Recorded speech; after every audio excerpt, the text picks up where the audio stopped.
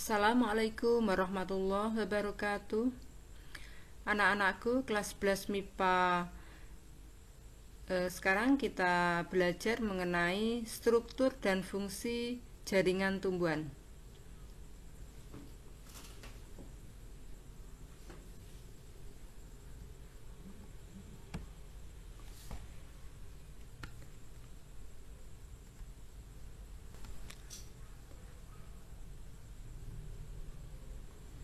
Berdasarkan tipe struktur dan fungsi sel, jaringan diklasifikasikan menjadi dua. Yang pertama adalah jaringan meristem atau jaringan embrional. Nah, ada yang tahu jaringan meristem? Jaringan meristem merupakan jaringan yang sel penyusunnya bersifat embrional, artinya mampu terus-menerus membelah. Nah, jadi misalnya pada ujung akar, ujung batang, ya, ini merupakan jaringan meristem. Ciri jaringan meristem yang lain, yang pertama adalah selnya selalu membelah. Yang kedua, bentuk dan ukuran selnya kecil. Kemudian yang ketiga, kaya protoplasma. Apa itu protoplasma? Protoplasma merupakan cairan pada sel. Kemudian dinding selnya tipis. Jadi dinding sel itu berada di luar sel. Yang paling luar itu merupakan dinding sel. Berikutnya, isi sel tidak mengandung kristal dan cadangan makanan. Kemudian tidak mempunyai vakula. Misalnya ada yang mempunyai vakula tapi ukurannya kecil. Kemudian tidak punya ruang antar sel. Memiliki sifat totipotensi yang tinggi. Apa itu sifat totipotensi? Jadi totipotensi merupakan kemampuan sel tumbuhan di mana sel ini satu sel bisa tumbuh menjadi satu tanaman. Jadi itu merupakan totipotensi.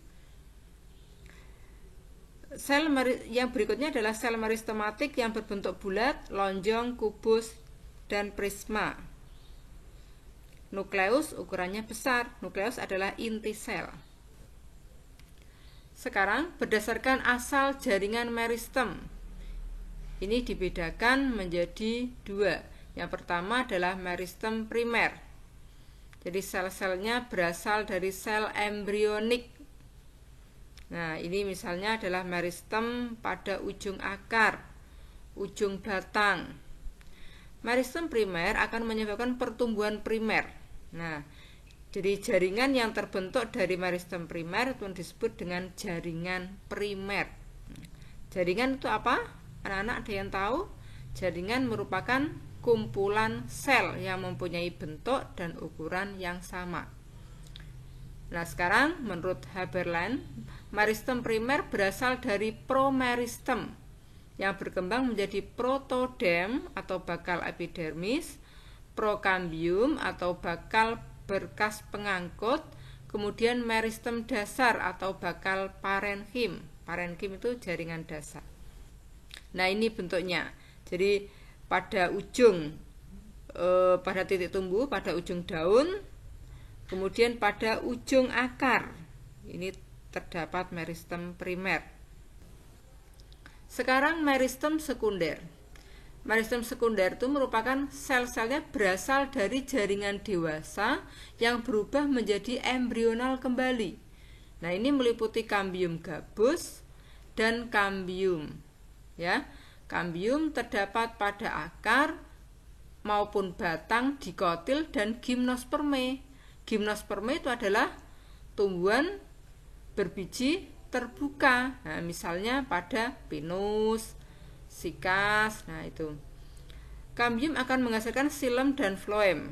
Ya, itu merupakan jaringan pengangkut. Kambium gabus terdapat di kulit batang dan menghasilkan jaringan gabus yang sulit dilalui air. Nah, ini kalau kambium gabus. Nah, pada pohon yang sudah tua ini misalnya.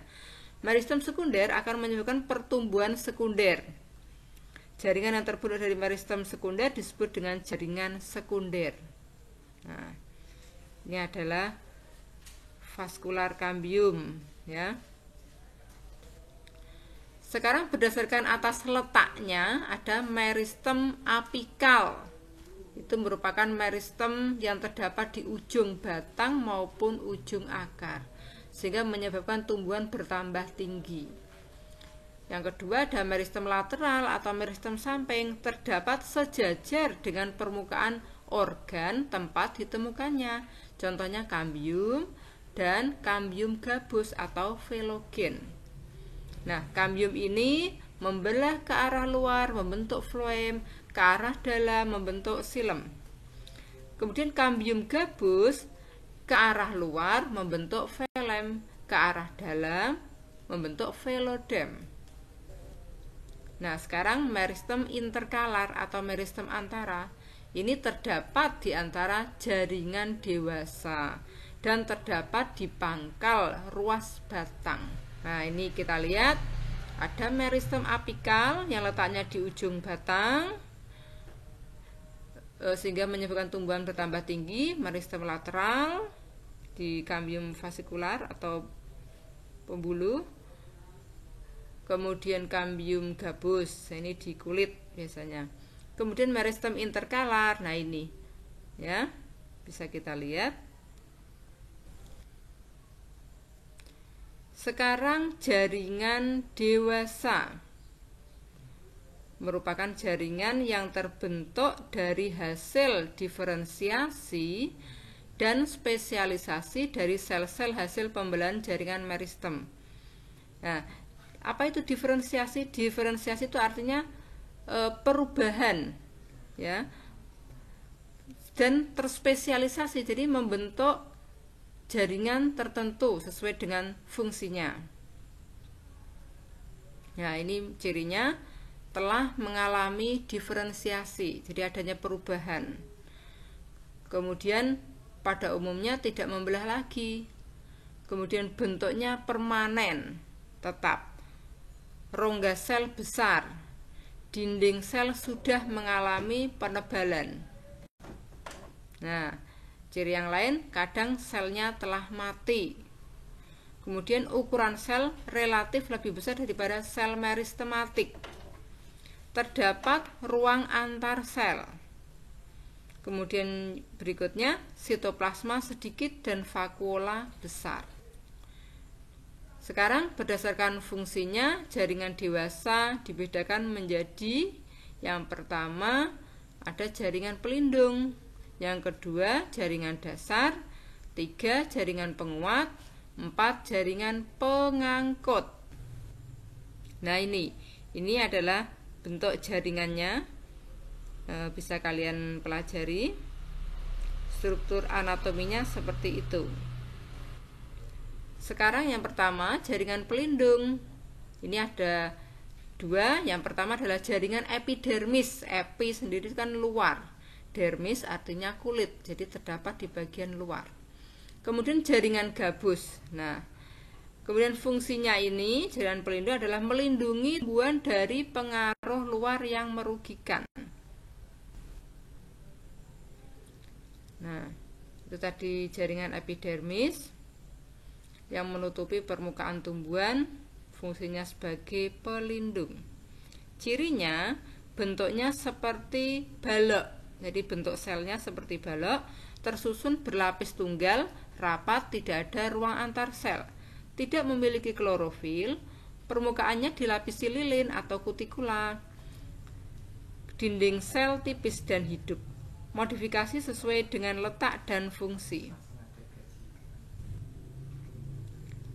Fungsinya, pelindung jaringan di bawahnya, mencegah hilangnya air, menyimpan air, bisa menyerap air. Nah, ini pada akar.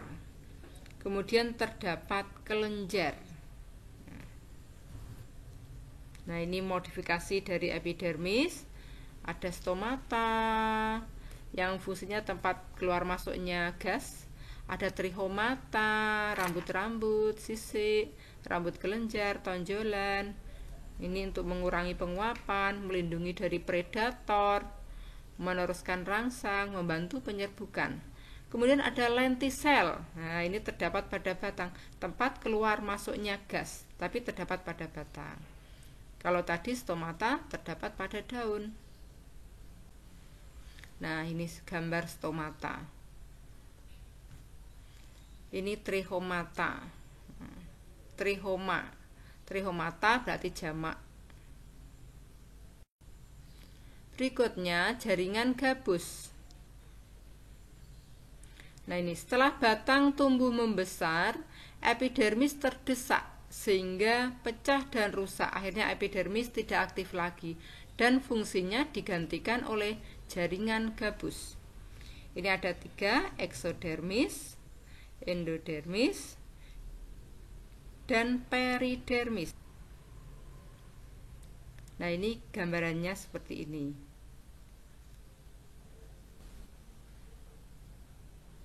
Berikutnya, jaringan parenkim atau jaringan dasar. Dikatakan demikian karena berasal dari meristem dasar. Jadi sel penyusunnya renggang sehingga banyak ruang antar sel. Dinding sel tipis mempunyai vakuola yang besar untuk menyimpan cadangan makanan. Kemudian selnya berbentuk polihedral. Nah, ini jaringan parenkim. Ini pada irisan melintang daun, yang bawah irisan melintang akar. Macam-macam jaringan parenkim berdasarkan fungsinya.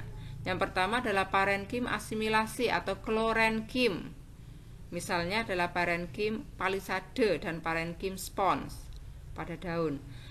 Parenkim udara atau aerenkim. Nah, ini untuk menyimpan udara. Contohnya pada enceng gondok. Ya.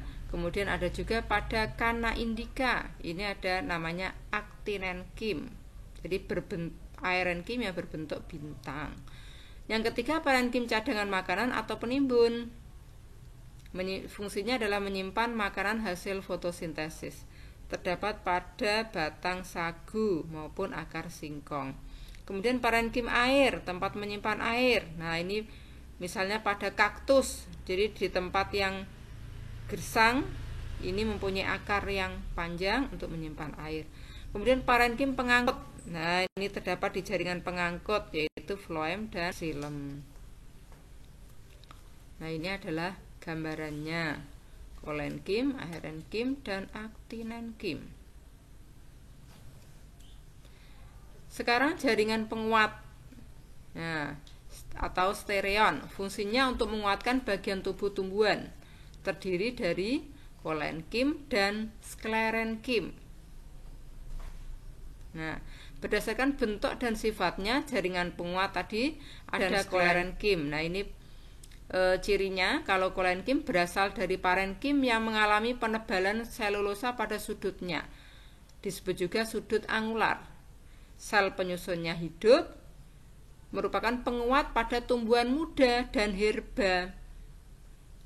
Herbaceous itu misalnya bayam, ya, cirinya batangnya biasanya warnanya hijau. Dinding sel tidak mengandung lignin tapi mengandung selulosa, pektin, dan hemiselulosa.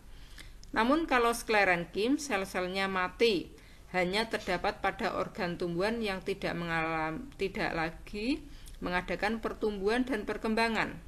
Banyak ditemukan pada tumbuhan tua. Sel-sel sklerenkim ada 2, sklereid dan serabut sklerenkim. Kemudian jaringan penguat dengan dinding sel yang tebal, jadi terdiri atas lignin. Jadi kalau sklerenkim itu tebal, kuat. Nah, ini gambarannya. Kalau misalnya pada daun, namun kalau sklerenkim pada misalnya batok kelapa. Ini sel sklerenkim ada 2, sklerenkim, serabut sklerenkim atau serat sklerenkim, dan sklereid atau sel batu. Nah, ini. Sekarang jaringan pengangkut. Jaringan pengangkut. Yang pertama xilem, menyalurkan air mineral dari daun. Sel penyusun xilem umumnya sudah mati dengan dinding sekunder yang tebal, tersusun dari lignin sebagai jaringan penguat. Xilem terdiri atas unsur trakeal, yaitu terdiri dari trakea dan trakeid, serabut xilem, dan parenkim xilem. Nah, kalau unsur tracheal berperan dalam pengangkutan air dan zat terlarut. Kemudian unsur tracheal ada yang pertama trachea, terdiri atas deretan sel yang tersusun memanjang dengan ujungnya berlubang dan bersambungan pada ujung dan pangkalnya. Jadi punya lubang trachea namanya perforasi. Yang kedua tracheit, selnya panjang dengan ujung runcing tanpa ada lubang, sehingga pengangkutannya berlangsung melalui pasangan noktah pada dua ujung tracheit yang saling menimpa. Kemudian kalau serabut xilem, ini selnya panjang dengan dinding sekunder yang berlignin. Ada dua, serabut tracheit dan serabut libriform. Yang ketiga, parenkim xilem tersusun dari sel-sel yang masih hidup, dijumpai pada xilem primer maupun sekunder. Nah, ini parenkim xilem misalnya tempat makanan cadangan. Pada xilem sekunder ada dua parenkim, yang pertama parenkim kayu, yang kedua parenkim jari-jari empulur. Nah, ini gambarannya seperti ini.